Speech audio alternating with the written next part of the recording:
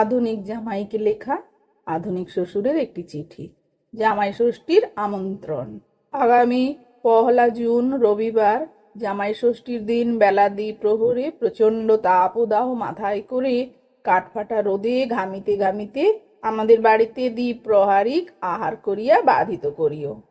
খাদ্য তালিকা: শুভ্র দেরাদুন চালের ভাত, কোলাঘাটের ইলিশ মাছ ভাজা, লাউ চিংড়ি, ভেটকি পাতুড়ি, চিতল মাছের মইঠা, কচি পাঁঠার কষা মাংস, কাঁচা আমের টক, গঙ্গারামপুরের দই, নকুড়ের সন্দেশ, সুরেশের রাবড়ি, বাঞ্ছারামের ল্যাংচা, আইসক্রিম, বেনারসি পান।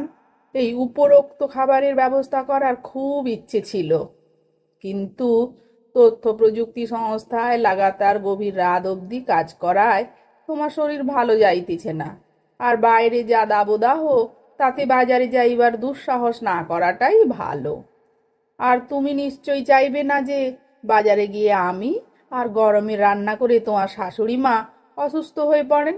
তাই সব দিক বিবেচনা করে তোমার শরীর ভালো না হওয়া অবধি এই আহারের ব্যবস্থা স্থগিত রাখা হলো। তার পরিবর্তে শুভ্র গরম ভাত, আলু সেদ্ধ, কাঁচা লঙ্কা ও সরিষার তেল সহযোগে পরিবেশন করা হবে। আমার মেয়ের কাছ থেকে জানতে পারলাম এই আহারে নাকি তোমার খুব রুচি। অবশ্য জানি তুমি বারবার বারণ করা সত্ত্বেও নিশ্চয়ই মিষ্টি দই, রাবড়ি, মাছ ও ফল ফলাদি নিয়ে আসবে। তোমার শাশুড়িমার বাঞ্ছারামের বেকড রসগোল্লা, নকুড়ের চকলেট সন্দেশ, পাবদা মাছ বড়ই পছন্দের। এখন তো আমের দাম খুব কম। মেয়ের মুখে শুনলাম তুমি নাকি সন্ধ্যায় আমাদের বেড়াতে নিয়ে যাবে এবং খাওয়াবে ঠিক করেছো।